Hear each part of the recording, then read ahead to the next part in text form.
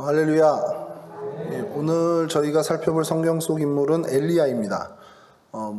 다 잘 알고 있는 엘리야인데, 엘리야의 인물 전체적인 것들을 좀 조명하기보다는요, 오늘은 요 사건 전후 그리고 요 일들을 좀 살펴보면서 저희가 좀 교훈을 얻으려고 하는데, 여러분 예수님께서 공생애를 하실 때 그 변화산 사건이 있었어요.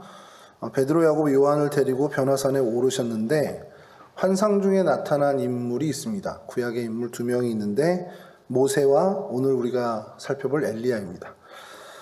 모세는 어떤 인물인가, 그리고 왜 모세가 그 변화산에 나타났는가라는 그 주석 자료들을 좀 보면 공통적으로 얘기하는 것이 모세가 사실 이스라엘의 우리 요즘 표현일 수 있습니다. 국부가 아니겠느냐 이겁니다. 그러니까 이스라엘의 시조는 야곱이지만 어떤 이스라엘이 하나님의 공동체로서 이렇게 딱 갖추게 된 것은 그 지도자 모세 때 모세로 인함이 아니겠냐, 이제 그런 얘기를 하죠.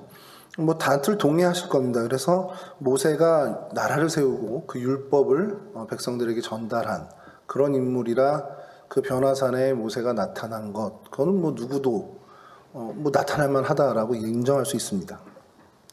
엘리야는 왜 그럴까라는 거죠. 엘리야.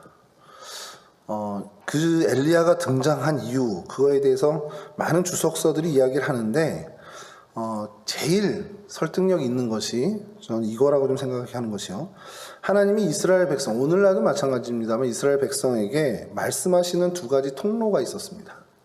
뭐냐면 율법과 선지자였죠.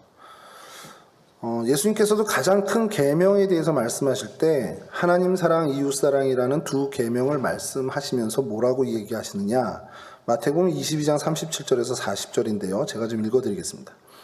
예수께서 이르시되 내 마음을 다하고 목숨을 다하고 뜻을 다하여 주 너의 하나님을 사랑하라 하셨으니 이것이 크고 첫째 되는 계명이요 둘째도 그와 같으니 내 이웃을 자신같이 사랑하라 하셨으니 이 두 계명이 온 율법과 선지자의 강령이니라. 다시 말씀드리면 하나님께서 사랑이라는 강령, 그 핵심 내용이죠. 강령이라는 게 핵심 내용인데 하나님께서 이 핵심 내용을 율법과 선지자를 통해서 우리에게 전하셨다라는 겁니다.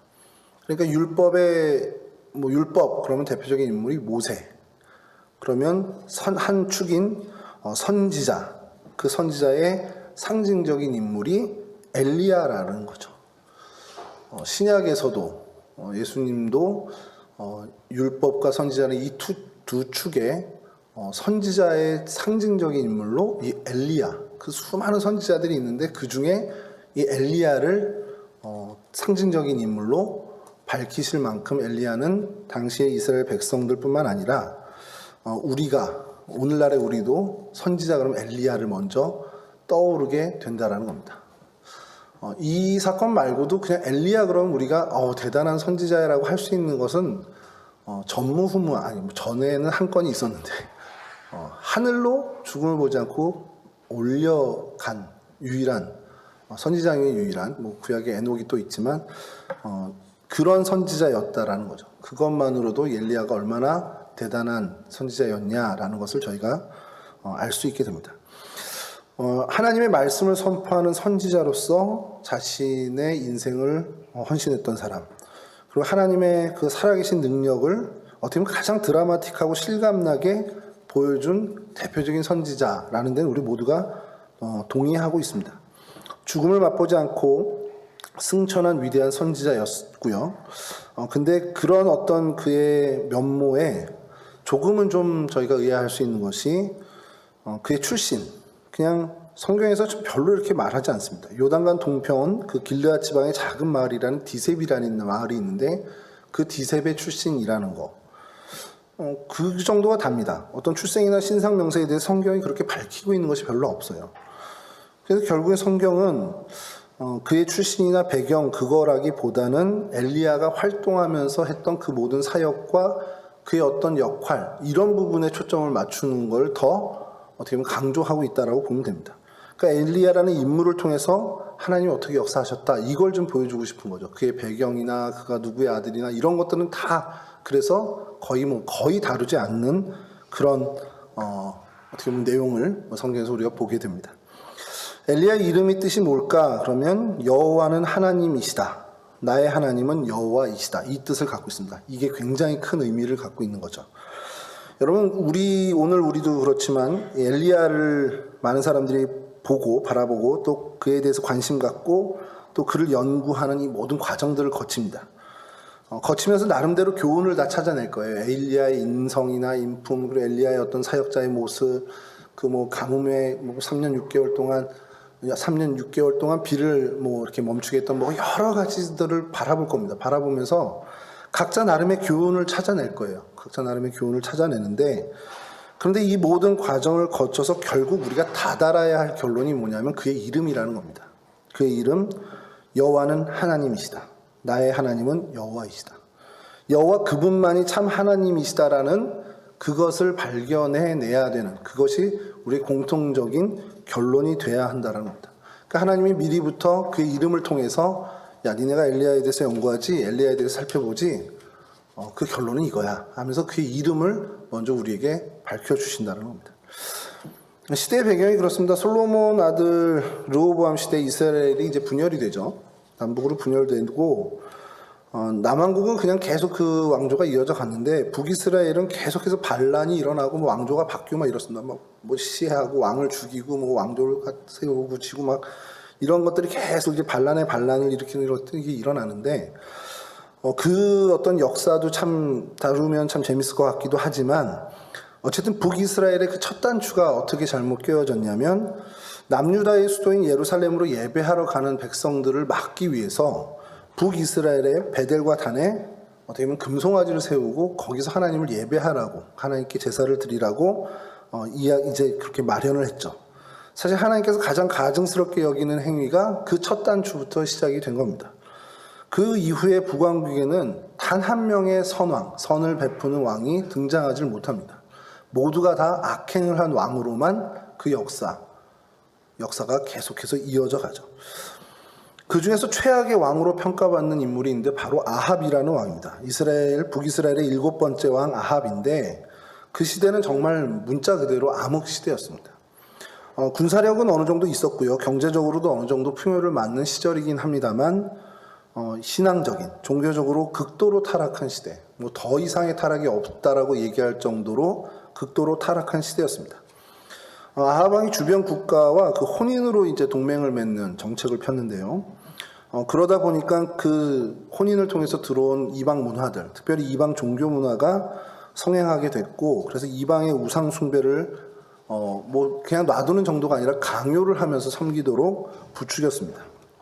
그러다 보니까 여호와 신앙 자체가 어떻게 보면 멸절될 위기까지 가게 됐죠. 그래서 성경이 이렇게 증언을 합니다. 열왕기상 16장 30절에 오므리의 아들 아합이 그의 이전의 모든 사람보다 여호와 보시기에 악을 더욱 행하여, 그러니까 하나님 보시기에도, 하나님 평가도 그는 최악의 왕이었다라는 거죠. 그 배후에는 우리가 잘 알고 있듯이 그의 아내 이세벨이 있습니다. 시돈왕의 딸이었고요. 그래서 아랍과 혼인 동맹을 통해서 이제 북이스라엘의 왕비가 되는데 바알과 아세라 그 우상 종교를 적극적으로 들여오고 적극적으로 어떻게 보면 그 교세를 펼쳐나가는데 애를 썼던 왕비였습니다. 그러니까 왕실에서부터 이 우상 종교를 장려하는 거예요. 그 장려라기보다는 강압하게 된 그런 부분이 있죠. 그러니까 온 나라가 다 영적으로 폐역하게 됐고요. 기록에 보면 이세벨의 상에서 그러니까 이세벨이 월급 주는, 오늘날로 표현하면 이세벨이 그 급여를 주는 바알과 아세라의 선지자가 850명이 됐다라는 그런 기록이죠. 열왕기상 18장 19절인데 이건 좀 다음에 읽어드리고요. 그래서 그렇게 450명에서 850명이 왕궁에서 우상 종교의 선지자로 일을 하고 있었습니다. 급여를 받으면서. 궁궐에 머무른 우상 종교의 선지자가 이렇게 많았다. 그러면 당연히 우리가 예상할 수 있는 것은 왕궁에서 행해지는 모든 예식이나 무슨 의식 이런 것들이 이들의 영향권 하에 있었을 수밖에 없다라는 거죠. 그건 우리가 당연히 예상할 수 있죠. 그러니까 정치도 어떤 그 내정도 다 이들에 의해서 영향을 받았다면 그 전체 온 나라 전역에 영향을 안 줄 수가 없다라는 겁니다. 이런 시대적인 분위기에 대항하고 어떻게 보면 이거 아니야, 여호와 하나님을 섬겨야 돼라고 바른 소리를 한다라는 게 사실은 이런 분위기라면 정말 어려울 수 있다는 겁니다. 저 왕궁 저 위에서부터 온 백성 저 밑에 어린 아이들까지 다 그냥 우상 종교를 바알과 아세라를 섬겨야 된다라는 분위기가 사회적인 전체 분위기가 그렇게 갔다면 그런 전체적인 분위기에서 이거 아니야, 이거 아니고 이 여호와 우리 하나님 여호와 하나님을 섬기는 게 맞는 거야라고 과감하게 얘기하는 거는 사실 쉽지 않은 거죠. 여러분 이게 오늘날도 마찬가지 아닙니까? 오늘날도 무언가 사회적인 전체적인 분위기가 이쪽으로 가야 되는 게 맞다라는 전체 대세가 갔을 때 그 자리에 서서 그거 틀렸어 이쪽이 맞아라고 혼자 얘기한다라는 건 사실 쉬운 일은 아닙니다. 그건 뭐 온 나라가 아니더라도 어느 공동체 안에서도 마찬가지고 친구들의 모임에서도 마찬가지입니다. 절대 다수가 이쪽을 가자 할 때 아니야 반대쪽을 얘기하기란 사실상 좀 어려운 일이라는 거죠. 특별히 탄압이 엄청나게 심했어요. 여호와 하나님을 섬기는 그 선지자들과 그의 종들에 대한 탄압이 엄청나게 커서 7,000명을 남겼다고 하나님이 말씀을 하셨지만 그들이 어디서 이렇게 좀 존재감을 드러낼 수 있는 상황이 아니었다는 겁니다. 자, 이런 어떤 사회적인 분위기, 전체적인 배경에서 어떻게 보면 정말 혜성같이 등장한 하나님의 선지자가 바로 엘리야였습니다. 그러니까 등장만으로도 사실 대단한 사람이 될 수 있는 게 아합이 엘리야를 만나면서 뭐라 그러냐면 당신이 이스라엘을 괴롭게 하는 사람이냐라고 물을 정도로 아합의 눈에는 굉장히 눈에 가시였던 것 같아요. 그러니까 그런 어떤 혜성과 같이 등장, 정말 이 시대에서 아니야라고 목소리를 내는 유일한 선지자가 등장합니다. 처음 등장하는 장면이 이렇습니다. 열왕기상 17장 1절인데요. 요건 제가 좀 읽어드릴게요. 길르앗에 우거하는 자 중에 디셉 사람 엘리야가 아합에게 말하되 내가 섬기는 이스라엘의 하나님 여호와께서 살아계심을 두고 맹세하노니 내 말이 없으면 수년 동안 비도 이슬도 있지 아니하리라 하니라. 그러니까 이제 가뭄을 예고하는 거죠. 아합에게. 모든 사람이 숨죽이고 살아가던 그 시절에 굉장한 하나님이 이렇게 하실 거다라는 것을 이야기하는 놀라운 선포입니다. 사실 이런 어떤 선언, 이 선포만 가지고 사실 많은 사람에게 영향을 줄 수 있었고 충격을 줬을 거예요. 근데 이 용감한 선포가 어떻게 보면 정말 기세가 등등해져야 되는데 이게 묻힐 정도로 이세벨과 아합의 기세는 더 대단했다라는 겁니다. 그러니까 하나님께서 이 엘리야를 얼른 피신시키죠. 그리고 때가 올 때까지 기다리게 하십니다. 사실 그렇게 딱 등장해서 막 백성들에게 막 영향력을 주고 정말 메시아가 온 것처럼 확 이렇게 일어나야 되는데 이런 어떤 충격적인 선포나 메시지로도 이 이세벨과 아합의 기세를 꺾기가 너무 어려웠던 분위기였다는 겁니다. 그래서 하나님이 한 발 물러나는 거죠. 엘리야 편에서는 좀 당황스러울 것 같아요. 하나님 말씀 듣고 가서 과감하게 선포를 했는데 하나님이 야, 너 좀 빠져라. 다시 좀 이따 오자. 이렇게 되니까 엘리야도 좀 당황스럽지 않을까. 아합에게 징계를 선포하라고 하나님이 그렇게 하셔서 갔는데 힘 한번 제대로 못 써보고 이렇게 도망가야 되나? 아마 자괴감까지는 아니더라도 좀 의아했을 겁니다. 근데 엘리야의 위대함이 여기서 엿보이는 것이 보통 그런 상황이면 사람들이 이 분위기 탔어 가야지 하고서 과감하게 할 수도 있는데 하나님이 야 엘리야 거기까지만 하자 좀 뒤로 빠져라 했을 때 의아하고 당혹스러운 마음도 다 접고 하나님의 말씀에 전적으로 순종하면서 도망을 가죠. 그래서 그리시네가에 가서 이렇게 보면 남자로서는 조금 좀 자존심 상할 수 있는 모습일 수 있지만 까마귀가 물어다 주는 음식으로 연명을 합니다. 이게 어릴 때는 되게 이게 놀랍다. 새들이 뭐 떡을 가져다 주고 먹을 거 가져다 주고 이거 먹는다. 이게 놀라운 은혜인데 나이가 들면서 무슨 생각이 드냐면 야 이거 참 비참하다 이런 생각이 드는 거예요. 내가 할 수 있는 게 내가 내 손으로 내 수고로 내 생명을 조금 더 연명하지 못하는 그런 상황에서 정말 까마귀가 물어다 주는 어떤 음식인지도 모르는 그걸 먹으면서 연명을 해야 되는 지경.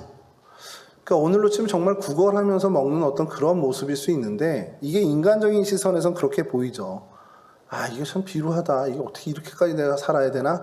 이런 생각이지만 이게 하나님의 편, 우리가 시선을 좀 바꿔서 하나님 편에서 간다면 이거야말로 참 은혜라는 겁니다. 하나님이 전적으로 나의 생명을 정말 하나님의 놀라운 방법으로 책임져 주고 계시다라는 거죠. 그게 뭐 부유함과 뭐 적게 먹다 많이 먹다 이 차원의 문제가 아니라 내 수고와 땀방울에 영향받지 않는 하나님의 능력으로 내가 내 생명을 연명하고 있다라는 거. 사실 그게 오늘 저희들의 고백이잖아요. 그냥 단순히 먹고 사는 거가 아니라 우리가 한 번 들숨날숨을 하는 것도 하나님의 은혜가 아니면 사실 불가능하다는 겁니다.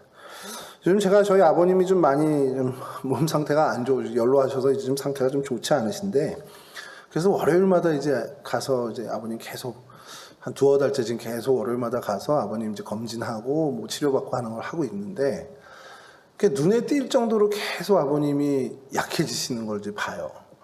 그러면서 그냥 제가 계속 다시 깨닫게 되는 건, 건강의 문제라든지 우리의 삶의 어떤 연명의 문제는 우리도 책임지고 관리해야 되는 부분도 분명히 있지만 그건 정말 하나님의 손에 달린 거구나라는 겁니다. 우리가 아무리 노력하고 내 건강을 위해 신경 쓴다 한들 그냥 정말 하나님이 한번 작정하고 걷어가시면 다 그냥 가는 거죠. 그러니까 정말 그 주관은 하나님 손에 있다라는 것. 그러니까 점점 더 병원을 가면서 제 마음은 하나님 앞에 자꾸 더 머리를 조아리고 숙이게 되는 것을 경험하게 됩니다. 이건 뭐 저뿐만이 아니라 우리 모두의 신앙 고백이기도 하죠. 아마 엘리야가 그 상황에서 그런 것을 하나님으로부터 얻게 됐다는 겁니다. 그의 모습이 어떤 것이 더 발전하냐면, 이제 가뭄으로 인해서 비가 내리지 않자 시내까지 다 말랐겠죠.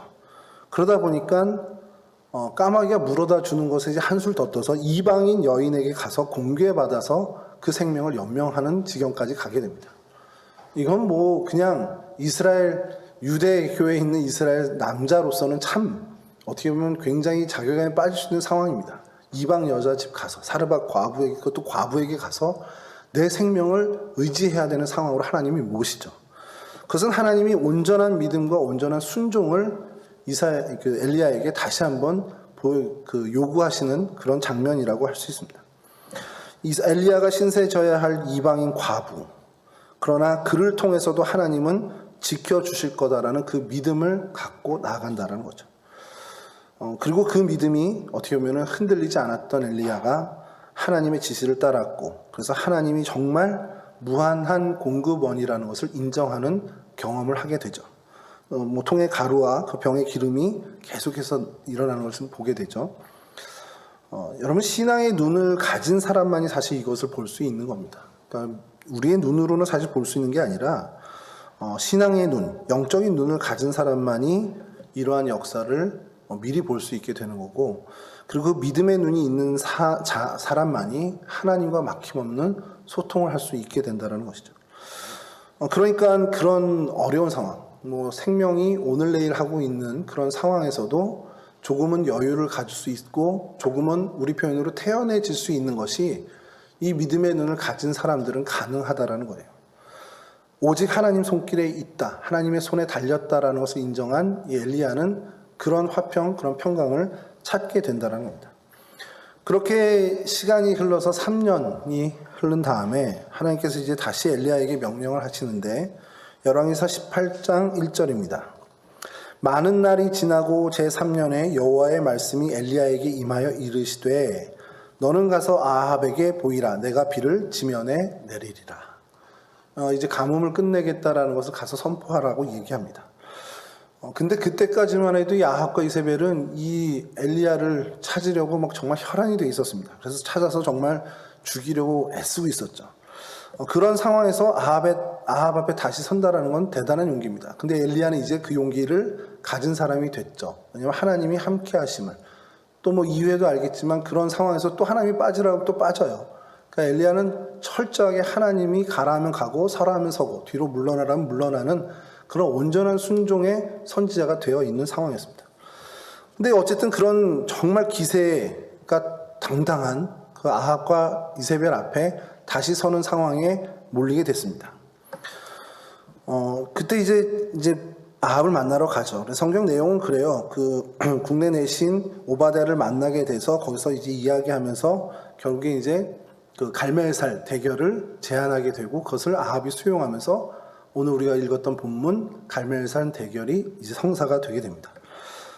국내 대신 오바댜에 대해서도 간단히 말씀드리면 이 아합 밑에서 국내 대신의 역할을 하고 있지만 이 사람이 신실한 하나님의 사람이라고 성경은 이야기합니다. 그리고 바알이 그 바알 선지자들을 막 이제 득세하게 하면서 아합이 하나님의 선지자들, 하나님의 종들을 막 핍박하면서 죽일 때 그들을 몰래 피신시키고 그들에게 계속해서 먹을 걸 공급하는 그러한 모습을 보인 사람이죠.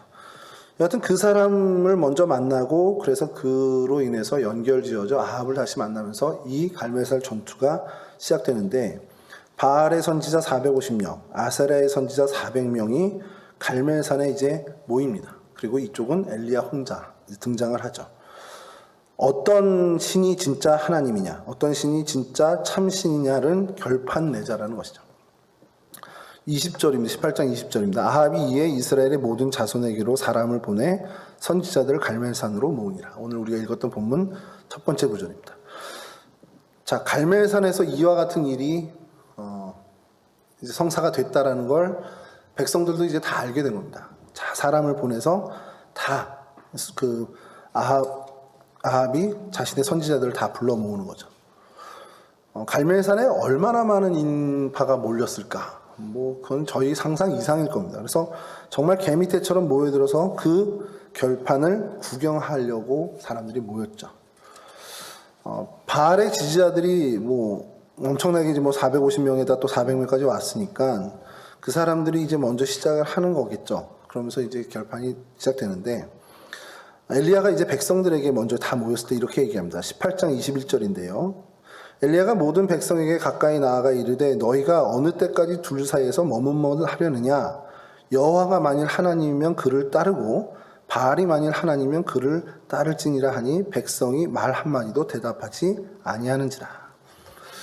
그러니까 백성들에게 얘기하는 겁니다. 이 대결이 이제 이루어질 건데 니네 지금 계속 둘 사이에서 머뭇머뭇하냐. 이제 진짜 여기서 판가름 나면 진짜 그 하나님을 따라라 라고 얘기하는 겁니다. 백성들도 이제 무언으로 이제 긍정을 하는 거죠. 대결 방법은 그렇습니다. 각자 이제 나무단 위에, 제단 위에 송아지를 택하고 단 위에 올려놓고 불을 내리는 신이 진짜 신이다 라는 거죠. 그 제안을 또 수용하고요. 그래서 다 백성들도 동의를 하죠. 그래서 오늘 23절과 24절 읽진 않겠습니다만 똑같은 그 내용입니다. 오늘 우리가 읽었던 본문. 자, 여기서 진짜 불을 내리는 신이 진짜 참신이다. 여러분 그렇게 해서 시작이 됐는데 결과는 다 잘 알고 계시지만 제가 그 내용을 이렇게 하면서 그 열왕기상 18장 30에서 40절을 계속 이렇게 읽으면서 이제 말씀을 준비하면서 계속 있는데 이 장면이 그냥 혼자 이제 상상하는 거죠. 이 글을 통해서 계속 장면을 하나하나 이렇게 붙여가면서 좀 눈에 보이는 장면으로 계속 상상을 해가는데 엘리야가 무너진 여호와의 제단을 수축해서 돌 12개를 취하고 또 도랑을 만들어서 나무를 버리고 송아지를 각을 떠서 올리고 통 넷에 물을 채우다가 3번을 부으니까 막 물이 흥건하고 또랑에 물이 가득하단 말이죠. 자, 그렇게 이제 하는 그런 내용들을 다 읽는데 저는 이제 그 보면서 좀 그런 생각이 듭니다. 당연히 하나님이시니까 하나님은 하실 수 있는데 이 바알의 선지자들, 아세라의 선지자들이 이들도 거기다 똑같이 해놓고선 물을 부는 건 아니었지만 불을 내려달라고 각자의 신에게 계속 외친단 말이에요. 그냥 그런 생각을 해봤습니다. 진짜 그들도 확신이 있어서 하는 걸까? 엘리야는 당연히 살아계신 하나님, 살아계신 여호와 하나님을 아니까 자신만만할 수 있는데 저들은 본인들이 섬기는 신이 진짜 신이라고 믿어서 저렇게 하는 건지 아니면 아닌 거 알지만 그냥 막판에 정말 발악하느라고 하는 건지라는 그 생각이 이제 드는 거예요. 그러면서 그들의 어떤 계속해서 되는 그들의 장면, 그들의 간구 장면을 계속해서 좀 되뇌어 보면서 읽어봤습니다. 열왕기상 18장 26절인데요. 이걸 좀 제가 읽어드릴게요. 그들이 받은 송아지를 가져다가 잡고 아침부터 낮까지 바알의 이름을 불러 이르되 잘 들어보십시오. 바알이여 우리에게 응답하소서 하나 아무 소리도 없고 아무 응답하는 자도 없으므로 그들이 그 쌓은 제단 주위에서 뛰놀더라. 그러니까 나무를 똑같이 단을 쌓고 송아지를 각을 떠서 올려놨습니다. 그리고서는 바알이여 우리에게 불을 내려주소서라고 계속 기도했다라는 거예요. 그러니까 외쳤다는 거죠. 그러니까 여기서부터 아까 말씀드린 그게 이제 의심이 가기 시작합니다. 이 친구들이 진짜 바알이 있다고 믿어서 저렇게 하는 건가? 아니면 사기치는 것처럼 이단 종교에 빠진 그런 사람들처럼 아닌 거 아는데 그냥 쇼를 하는 건가? 이런 생각을 하는데 계속 대뇌에서 그 다음 거를 읽어보면 진짜로 믿고 있었구나라는 생각이 드는 겁니다. 진짜 바알이 그런 능력이 있다라고 생각을 하는, 그래서 이렇게까지 하는구나. 그러면서 거기 뛰놀더라라는 것이 있는데, 요게 좀 언어로 보면은 뛰놀더라라기보다 이제 춤추었다라는 게 우리 표현으로 오히려 좀 적절합니다. 그러니까 이 바알 종교에 제사 규례가 있을 거 아니에요. 이스라엘 그 율법에 제사 규례가 있는 것처럼 이들도 제사 규례가 있는데 그 규례에 기도하면서 춤을 추는 게 있었던 모양이에요. 그러니까 각을 떠놓고 바알이 우리에게 불을 내리서 간구하면서 이제 그 주위를 춤추면서 이렇게 도는 겁니다. 근데 이제 응답이 없었다 그러니까 엘리야가 뭐라고 그러냐면, 야, 자나보다 좀 더 깨워봐. 약간 이제 조롱하는 식으로 엘리야도 이야기를 하죠. 그랬더니 그들이 어떻게 반응하냐면 열왕기상 18장 28절에서 29절입니다. 이거 좀 읽어드릴게요. 이에 그들이 큰 소리로 부르고, 여기가 중요합니다. 그들의 규례를 따라 피가 흐르기까지 칼과 창으로 그들의 몸을 상하게 하더라. 이같이 하여 정오가 지났고 그들이 미친 듯이 떠들어 저녁 소재 들을 때까지 이르렀으나 아무 소리도 없고 응답하는 자나 돌아보는 자가 아무도 없더라. 이제 끝난 겁니다. 근데 제가 아까 주목한 것이 28절에 그들이 큰 소리로 부르고 그 다음에 그들의 규례를 따라, 그러니까 이들의 제사 규례가 있는데 그 제사 규례가 뭔지는 저희는 몰라요. 그리고 사실 뭐 성경학자들도 많은 얘기들이 있지만 정확한 건 없습니다만 한 가지 확실한 건 그 규례를 따라 하는데 어떻게 하냐면 피가 흐를 때까지 칼과 창으로 그들의 몸을 상하게 하는 겁니다. 막 칼로 이렇게 막 난자하는 거예요. 피가 막 흐르는 게. 여러분 상상 좀 해보세요. 한번. 아까 말씀드린 처음에 제단 주위를 막 춤추면서 막 종교 제의를 하는 거죠. 근데 이제 그게 안 되니까 더 큰 소리로 막 간구하고 노래를 부르면서 그들의 종교 의식대로 창으로, 칼로 막 몸을 긋는 겁니다. 상처를 내는 겁니다. 그래서 피가 막 흥건하게 막 흘러내리겠죠. 이게 그들의 규례라는 거예요. 제가 이걸 보면서 소름이 확 돋는 것이, 이게 어떻게 종교 규례지? 그러니까 우리 예배 형식이 처음에 예배 부름부터 뭐 송영 나가고 주님의 기도하고 막 이런 쭉 있잖아요. 그 예식 그 순서처럼 얘네들은 그 순서에 이런 게 들어있다라는 거예요. 처음에 소리 지르고 춤추고 뛰놀고 그 다음에 더 나아가서 몸에 칼을 대고 창으로 찔러가면서 피를 흘리게 하는 장면을 상상해 보니까 어떤 영화도 그거를 좀 만들어 놓으면 호러 영화가 될 정도로 이게 어마어마한 장면일 것 같아요. 그러면서 무슨 생각이 들었냐면, 이 종교는, 바알 종교는 뭔가 보여주기 위한 종교구나. 이 뭔가 주변의 사람들, 그 제례에 그 종교의식에 참여하는 사람들에게 이 선지자들이 정말 비주얼적인 걸 엄청나게 강하게 보여주는 종교구나라는 겁니다. 여러분, 원죄의 첫 유혹, 하와가 선악과를 따먹을 때 첫 유혹에 현혹시키는 것이 뭐냐면 보암직한 겁니다. 그러니까 눈을 현혹하는 거죠. 여러분, 이게 우상 종교의 특징이라는 거예요. 하나님을 섬기지 않는 여타의 우상 종교의 특징은 그 대표적인 것이 보여지는 것에 초점을 맞추고 있다는 겁니다. 그러니까 보여주기식이라고 저희가 막 그냥 부정적으로 사용하는 단어 있잖아요. 보여주기식이야 뭐 이런. 근데 우상 종교의 특징이 거기 있다는 거예요. 원죄의 첫 유혹에 보암직한 것, 이게 우상 종교의 특징이라는 겁니다. 그럼 반대로 여호와의 종교는 어떠냐? 열왕기상 18장 36절과 37절을 제가 좀 읽어드리겠습니다. 이제 그 이후입니다. 저녁 소재 드릴 때에 그 이르러 선지자 엘리야가 나가서 말하되, 아브라함과 이삭과 이스라엘의 하나님 여호와여, 주께서 이스라엘 중에서 하나님이신 것과 내가 주의 종인 것과 내가 주의 말씀대로 이 모든 일을 행하는 것을 오늘 알게 하옵소서. 여호와여, 내게 응답하옵소서. 내게 응답하옵소서.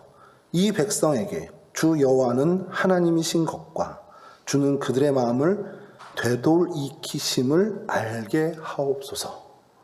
이게 끝입니다. 되게 단순하죠. 엘리야의 이 간구는 그냥 단순합니다.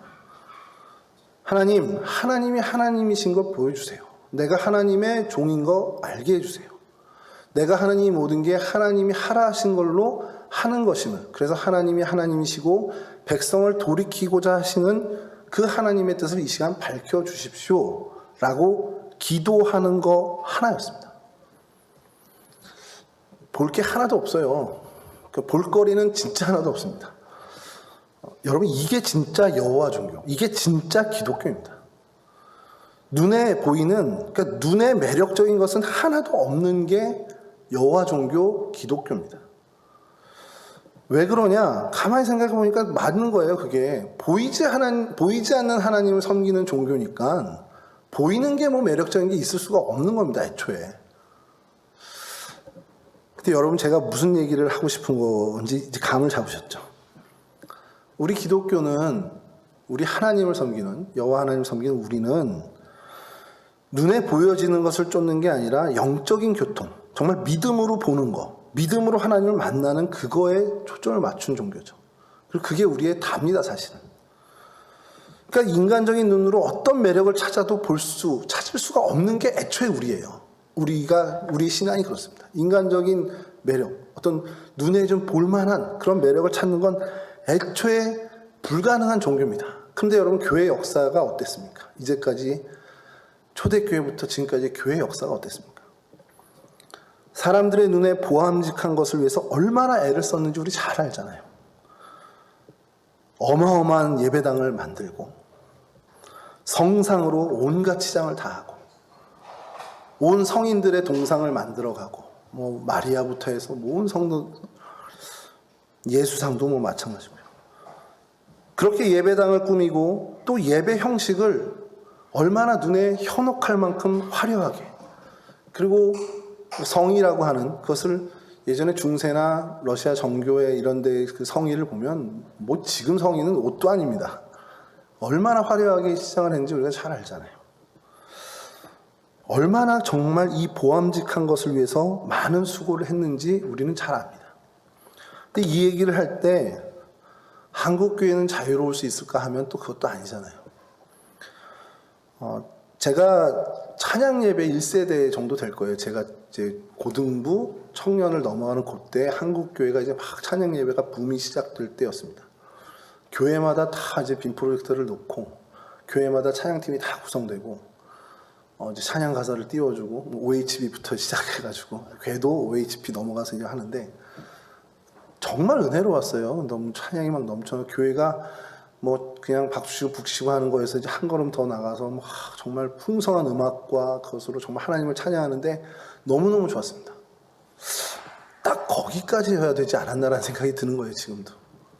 그 이후에 어떤 부작용이 났냐면 그냥 우리 교회 찬양하고 뭐 앞에 서서 같이 찬양하고 박수치고 하면서 참 은혜롭게 찬양이 이어져서 예배로까지 이어지면서 그렇게 딱 이어지는 거기까지가 좋았는데 이게 이제 한국교회의 부흥이다, 성장이다라는 것과 같이 탁 맞물리면서 이걸 성장의 도구로 활용하는 교회들이 나타난 겁니다. 그러면서 갑자기 예산을 막 쏟아붓는 거죠. 그래서 방송국 이상의 어떤 음향 조명 장비를 가지고 정말 대대적인 투자들을 했죠. 그래서 뭐 지난번에도 한번 슬쩍 얘기를 우리 집사님하고 얘기한 적 있지만 한국교회가 이 낙원상가를 살렸다, 이제 그런 얘기를 할 정도로 뭐 웬만한 저희 교회 예를 들어서 그 우리 교회가 뭔가 하는 정도 그 정도 수준의 악기나 이런 게 아니라 훨씬 이상의 퀄리티를 갖는 악기들로 채워졌습니다. 뭐 예배당이 뒷받침이 되지도 않는데도 불구하고 그렇게. 근데 저는요, 이제 지나고 나서지만 이제 그게 경쟁하듯이 교회별로 찬양팀이 만들어지고 어디서 뭐 훈련을 한다 막 하면서 경쟁 구도를 갖듯이 막 너는 어디 온누리파냐? 아이, 난 이쪽 뭐 다드림파다 뭐 막 이러면서 넌 예수전자 쪽이냐? 아이, 난 이쪽이다. 이런 정말 많이 생겼던 것 같아요. 그러면서 정말 찬양팀이 정말 화려해지기 시작했습니다. 그러면서 제가 든 생각이 뭐냐면 이건 찬양 예배가 아니라 콘서트네. 그냥 정말 콘서트화 돼간 걸 목격하게 됐습니다. 그러면서 제가 좀 마음이 좀 그랬죠. 근데 여러분, 제가 왜 돌이켜보면서 그 시절을 다시 한번 이렇게 생각하면서 긍정적인 얘기보다는 부정적인 얘기를 하게 되냐면, 한국교회가 쇠퇴하는 시작이 딱 그때부터였습니다. 교회 성장이 멈추고 한국교회가 사회적 지탄을 받고 이러는 그 시점이 그때부터 시작이 됐다는 거죠. 한국교회에 보여진 것의 정점의 그 순간부터 하락의 길로 가게 됐다는 겁니다. 신학자 토저라는 사람이 있습니다. A.W. 토저라는 분이 있는데, 그가 책에 이런 책을 썼어요. 예배인가 쇼인가. 이제 물론 거기에는 한국교회를 향해서 한 얘기는 없습니다. 당신들의 본질에 대해서 얘기하고, 이게 예배냐 아니면 정말 보여주기식이냐, 이제 그거를 묻는 거죠. 그래서 6일 동안 삶의 자리에서 예배를 한 게 아니면 주일날 와서 예배한 건 예배가 될 수 없다. 이제 그런 취지의 책이면서 하는데, 이 얘기를 들으면서 계속 그 책을 보면 볼수록 한국교회 얘기 아니야? 라는 생각이 지워지질 않는 책입니다. 여러분, 한국교회가 좀 이제 방향을 바꿔야 되지 않냐라는 거예요. 보여지는 것에 대한 매력, 이거는 우리의 본질이 아닙니다. 우리는 그냥 덤덤하고 밋밋하고 혹은 보여지는 것 하나 없고 촌스럽다 하더라도 거기에서 본질을 찾는, 보이지 않는 하나님을 찾는 것에 주력해야지, 비주얼적으로 뭔가 화려하고 괜찮아, 있어 보여, 이런 것을 추구하는 종교가 아니라는, 그게 애초에 아니라는 것을 우리가 다시 한번 생각해야 된다는 거죠. 화려한 미사 여구나 화려한 어떤 찬양의 모습, 곡조, 물론 정말 풍성한 음악으로 하나님을 찬양하는 건 좋습니다. 그게 사실 있어야 되는 것도 많고요. 근데 딱 거기까지죠. 하나님을 예배하는데 돕는 음악이 되고 하나님을 예배하는데 돕는 분위기를 만드는 정도로 끝나야 되는데, 그게 정말 주가 돼서 마치 콘서트장 와서 막 감정의 동요로 확 됐다가 아우 시원해 한 것과 은혜 받았다는 걸 동일하게 생각하는 그러한 부작용은 이젠 좀 끊어내야 된다는 겁니다. 물론 우리 동성교회에 해당하는 얘기는 분명히 아닙니다. 제가 이렇게 보면 우리 동성교회는 참 담백하잖아요. 한국교회 전체적인 어떤 방향이 좀 바뀌어야 되지 않는가. 정말 보여지는 것을 좀 포기하고 정말 보이지 않는 그 하나님을 찾는데 주력해야겠다. 그러기 위해서 우리 눈을 먼저 보이지 않는 하나님 쪽에 채널을 맞추는데 주력해야 되겠다라는 겁니다. 그러면 제가 엉뚱하게 엘리야를 준비하다가 엉뚱한 소리를 좀 했는데, 여하튼 어떻게 그렇게 좀 이 부분에 쓴 생각이 들었고요. 여하튼 이 갈매산 대결이 끝나고 이제 가뭄도 연이어서 끝나게 되죠. 이 상황에서 이제 엘리야는 사실 이제 승리했다라고 안심해도 될 만한 상황일 겁니다. 근데 하나 놓친 게 있죠. 이 아합 왕이 정말 철저하게 이기적인 왕이라는 거, 철저하게 타락한 왕이라는 걸 간과한 부분이 있었던 것 같아요. 거기에 그의 아내 이세벨 역시 우상 종교를 향한 열심이 이 엘리야 못지 않았다는 겁니다. 엘리야가 하나님을 향한 열정에 못지않게 이 이세벨은 이방 종교, 우상 종교를 향한 신앙이 완전히 몰입되어 있던 사람이라는 거죠. 머리끝까지 화가 난 거예요. 이 이세벨이 엘리야가 바알 선지자들 다 기손시내가에서 죽였다, 그 얘기를 듣고 이제 머리끝까지 화가 나서 엘리야에게 사신을 보냅니다. 19장 2절인데요. 이세벨이 사신을 엘리야에게 보내어 이르되 내가 내일 이맘때에는 반드시 네 생명을 저 사람들 중 한 사람의 생명과 같게 하리라. 그러지 아니하면 신들이 내게 벌 위에 벌을 내림이 마땅하니라 한지라. 이거 뭡니까? 그냥 좀 표현이 계속 그래서 그런데 너 죽일 거야, 이겁니다. 사람 보내서 엘리야를 만나게 한 다음에 내가 내일까지 너 반드시 죽인다, 이제 그 얘기를 한 거죠. 당시의 권력자죠. 최상위 권력자가 모든 자기가 할 수 있는 권력을 동원해서 이 엘리야를 죽이겠다고 얘기한 겁니다. 이게 갑자기 역습을 당한 겁니다. 엘리야가 허를 찔린 거죠. 그래서 당황했겠죠. 자, 그 당황한 나머지 그 목숨을 건지기 위해서 도망합니다. 그래서 브엘세바에 이르러서 사환을 그곳에 머물게 하고 이제 광야로 들어가서 하룻기쯤 가서 로뎀 나무 아래 앉아 하나님께 기도하죠. 그 기도하는 장면이 열왕기상 19장 4절인데요. 이것도 좀 읽어드릴게요. 자기 자신은 광야로 들어가 하룻기쯤 가서 한 로뎀 나무 아래에 앉아서 자기가 죽기를 원하여 이르되 여호와여 넉넉하오니 지금 내 생명을 거두시옵소서. 나는 내 조상들보다 낫지 못하니이다 하고, 갈멜산에서 정말 힘있게 그 바알 선지자들과 대결한, 그래서 불을 내려서 정말 하나님의 그 능력을 보여준 그 사람이라고 하기엔 너무 안 어울리는 모습을 지금 보입니다. 너무 나약한 모습이죠. 야, 왜 이렇게 됐지? 이런 궁금증이 들 만큼 뭐야? 방금 전에 엘리야는 어디 갔어? 이렇게 될 수 있습니다. 근데 여기서 우리가 발견할 수 있는 건 뭡니까? 엘리야도 우리 같은 사람이구나. 이렇게 딱 자신감이 있다가도 갑자기 역습을 당하면 확 한 번에 무너질 수 있는 우리랑 똑같은 사람이구나라는 겁니다. 엘리야로 하여금 엘리야 되게 한 것은 결국 엘리야가 아니라는 겁니다. 우리가 얻을 수 있는 중요한 교훈은 엘리야가 엘리야 되게 한 것, 그것은 엘리야의 능력에선 조금도 없고 오직 하나님 능력이었다라는 겁니다. 그러니까 엘리야한테서 하나님의 은총을 빼버리면 그는 그냥 우리가 똑같은 나약한 사람, 마른 나무 장작 같은 사람인 거예요.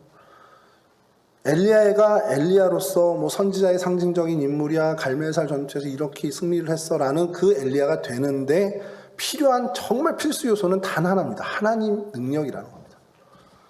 그 외에는 엘리야가 잘생겼어, 엘리야가 키가 커, 이건 아무 소용 없다는 겁니다. 엘리야가 엘리야 된 건 하나님의 능력, 하나님의 힘, 이거 하나 외에는 다른 거 다 필요 없다는 거죠. 그걸 빼면 엘리야도 오늘 저희와 똑같은 나약한 사람, 그게 엘리야의 본래 모습이었고 우리의 모습이기도 합니다. 그런 쓰러진 종에 대해서 하나님이 계속해서 정말 어머니가 아이를 보살피듯이 계속 위로하고 회복시켜 주시죠.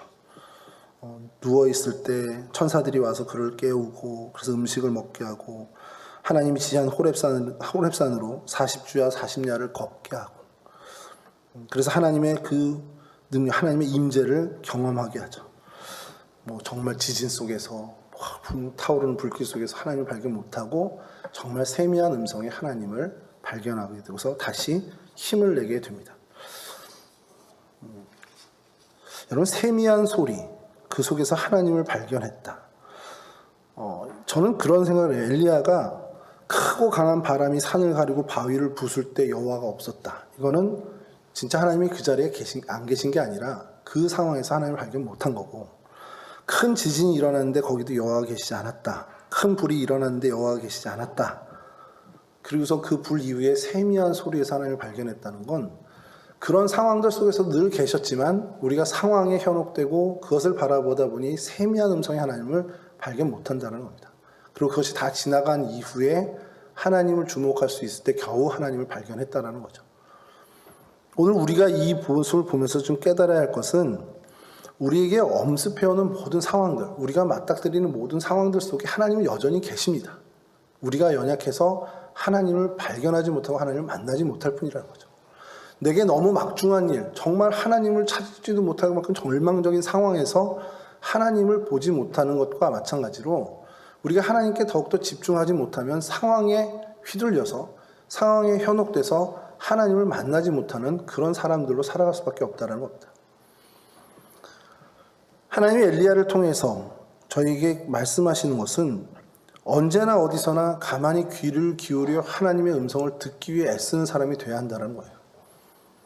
폭풍 속에서든 지진 속에서든 정말 그런 어떤 혹독한 상황 속에서도 귀를 기울여서 하나님의 음성을 듣기에 훈련되고 애쓰는 삶을 우리가 지금부터라도 살아야 한다는 겁니다. 그러지 않으면 하나님을 만날 수가 없다는 거예요. 다른 것에 현혹되고 다른 것에 눈 뺏기고 다른 것에 신경을 뺏기면 하나님을 만날 수 없습니다. 하나님을 만나고 하나님을 찾고 하나님과 소통하는 것에 최선을 다해야 한다는 것이죠. 그래서 어떠한 상황 속에서도 정말 거대한 상황을 맞닥뜨린다 해도 그 안에서 하나님을 만날 수 있는, 그 안에서 하나님의 음성을 들을 수 있는 사람으로까지 우리가 성장하고 성숙해져야 한다는 겁니다.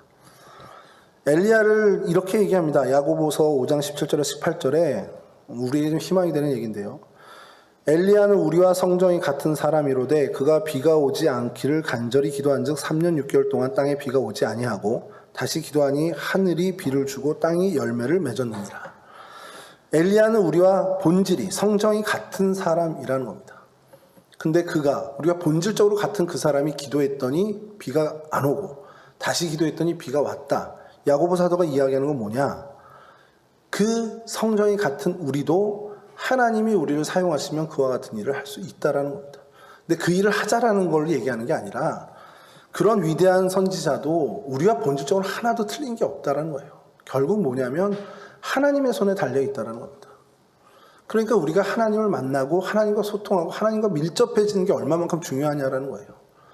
성경이 이런 정말 나약한 우리라도 하나님이 우리와 함께 하시고 하나님을 내가 정말 소통하고 하나님과 정말 밀접한 관계에 있으면 엘리야와 같은 선지자로서 쓰임받을 수 있는, 뭐 그 정도까지는 기대 안 하지만 어쨌든 하나님의 쓰임을 받을 수 있는 사람이 될 수 있다는 겁니다.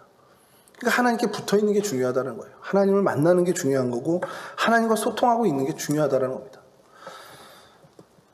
여러분 정말 아까 처음 말씀드린 것처럼 내가 교회를 다니고 있으니까 내가 보여지는 것은 그리스도인이니까 나는 크리스찬이라고 사람들이 다 보니까 그거에 스스로 속지 않았으면 좋겠습니다. 물론 여기 계신 분들은 속는 분들은 안 계신데 한국교회가 좀 그랬으면 좋겠다는 거예요.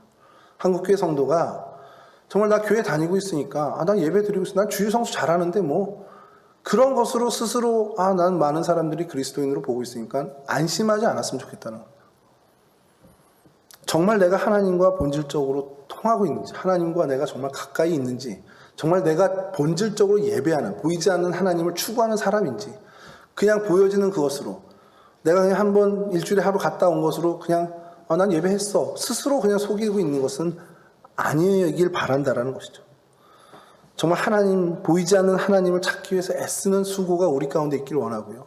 그래서 정말 하나님과 깊은 소통, 하나님과 정말 밀접한 관계를 유지해서 엘리야처럼 쓰임 받으면 감사하죠. 근데 그렇지 않더라도 그 정도의 쓰임 못 받더라도 하나님과 소통하고 하나님과 밀접한 관계 유지하고 있는 것만으로도 정말 하나님이 은혜 주신 것이라는 것을 깨닫고 정말 그것에 최선을 다하는 저희가 되었으면 좋겠다는 겁니다. 엘리야를 통해서 많은 뭐 좀 더 찾아볼 것들이 많이 있겠지만 그가 뭐 죽음을 보지 않고 승천한 사람이잖아요. 뭐 우리도 죽음 보지 않고 승천하겠다. 뭐 그거를 담자라고 뭐 그것도 할 말은 없지만 그게 핵심이 아니라는 거예요. 엘리야를 우리가 찾아볼 때 엘리야가 정말 선지자의 상징적인 인물이야. 그래서 죽음을 안 보고 승천했던 인물이야. 와 대단해. 나도 그러고 싶어. 이거를 깨닫고 이걸 교훈으로 갖자는 게 아니라 엘리야를 보면서 하나님 앞에 우리가 붙어 있어야 되는구나. 하나님과 밀접해야 되는구나. 그래 내 인생을 통해서 하나님이 정말 하나님이시구나라는 것을 나도 알고 내 주변의 사람도 아는 그 일이면 되는구나라는 것을 알자는 거죠. 그 이름 뜻대로 엘리야, 여호와가 하나님이시다. 그것을 내 인생을 통해서 나도 깨닫고 내 주변의 사람도 깨닫게 하는 그 일을 정말 그러기 위해서는 내가 보이지 않는 하나님, 그 세미한 음성 속에 역사하시는 찾아오시는 그 하나님을 만나기 위해서 부단히 애쓰고 노력해야 한다는 겁니다. 그것을 저희가 좀 결론으로 맺고 엘리야에 대해서 저희가 좀 생각해 봐야 되지 않겠냐는 거죠. 여러분 우리와 같은 성정, 같은 본성, 같은 본질이었던 엘리야를 찾아오셔서 하나님의 큰 쓰임을 주셨던 그 하나님의 능력, 하나님의 은혜를 내 것으로 삼는 데 소망을 갖는 저희들이 되었으면 좋겠습니다. 그래서 정말 하나님과 깊은 관계로 나아가는 데 집중하고 정말 집중해서 하나님과 정말 원활한 소통을 이루는 진짜 우리 삶에서 이루는 그러한 은혜, 그러한 축복을 누리시는 저와 여러분들이 되기를 주님의 이름으로 간절히 축원합니다.